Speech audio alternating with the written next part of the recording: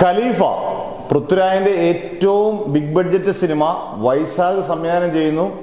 August 20 ഇത് ഓണപ്പോരാട്ടങ്ങളിൽ വരുന്നൊരു ചിത്രമാണ്. ഓണപ്പോരാട്ടങ്ങളിൽ ഈ വട്ടം മമ്മൂട്ടി മോഹൻലാൽ ചിത്രങ്ങളൊന്നുമില്ല.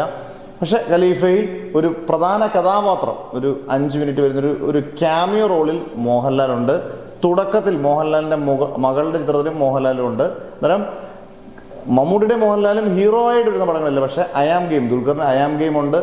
നമ്മുടെ ഗിരീഷ് ഷെഡിയുടെ സംവിധാനത്തിൽ നിവിൻ പോളി നായകനാകുന്ന ബദലൈൻ കുടുംബ യൂണിറ്റ് ഉണ്ട്. ഇതെല്ലാം ഓഗസ്റ്റ് വരുന്നതാണ്. പിന്നെ ടോക്സിക് എന്ന് പറഞ്ഞ ഗീതു മോഹൻദാസ് ഡയറക്റ്റ് ചെയ്യുന്ന പടമുണ്ട് യാഷിനെ വെച്ചുള്ള. ഇതെല്ലാം വരുമ്പം ഗംഭീര ഒരു മത്സരം തന്നെയാണ് വരുന്നത്. പ്രത്യേകിച്ച് ഇങ്ങനെയുള്ള താരങ്ങളുടെ മത്സരം വരുമ്പോഴും ഈ പറഞ്ഞ പോലെ പോര് നന്നായിട്ട് ഓണപ്പോര് ശക്തമാകും. എന്തായാലും ഖലീഫയുടെ തുടക്കം കലക്കിയിട്ടുണ്ട്. വേറെ ഒന്നുമല്ല, ഇതിന്റെ കഴിഞ്ഞ ദിവസം ഇതിന്റെ ഒരു പാട്ടിറങ്ങി. ഖലീഫയുടെ പാട്ട് നിങ്ങൾ നോക്കുമ്പോൾ കാണാം, നല്ല അടിപൊളി രസമായിട്ടൊരു പാട്ടാണ് കേട്ടോ. നല്ല പാട്ട് നല്ല രസമുണ്ട്. എനിക്ക് തോന്നിയത് ആ പാട്ട് കണ്ടപ്പോൾ ഒരു ഫീൽ തോന്നിയത് അൻവർ എന്ന് പറയുന്ന സിനിമയുണ്ട്, നമ്മുടെ അമൽ നീരദ് ഡയറക്റ്റ് ചെയ്ത പടം. അതിനകത്ത് പൃഥ്വിരാജും മമത മോഹൻദാസിന്റെ ആ ഒരു രീതിയിലുള്ള ഒരു മലബാർ സ്റ്റൈലിലുള്ള പക്ഷെ നല്ല രസമായിട്ടുണ്ട്. കലക്കം പാട്ടെന്നോ അതൊക്കെ ഓരോരുത്തർ കേൾക്കുന്ന രീതിയായിരിക്കും, പക്ഷെ നല്ല രസമായിട്ടുണ്ട്. എൻ്റെ ലിറിക്കൽ വീഡിയോ പോലാണ് എടുത്തേക്കുന്നത്. നല്ല രസമായിട്ടുണ്ട് ആ പാട്ട് കേൾക്കാൻ.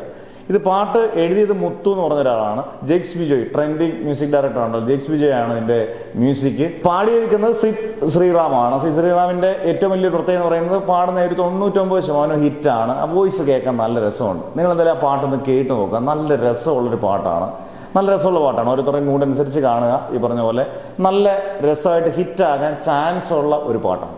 അൻവറിന്റെ പോട്ട് എനിക്ക് സാദൃശ്യം തോന്നി.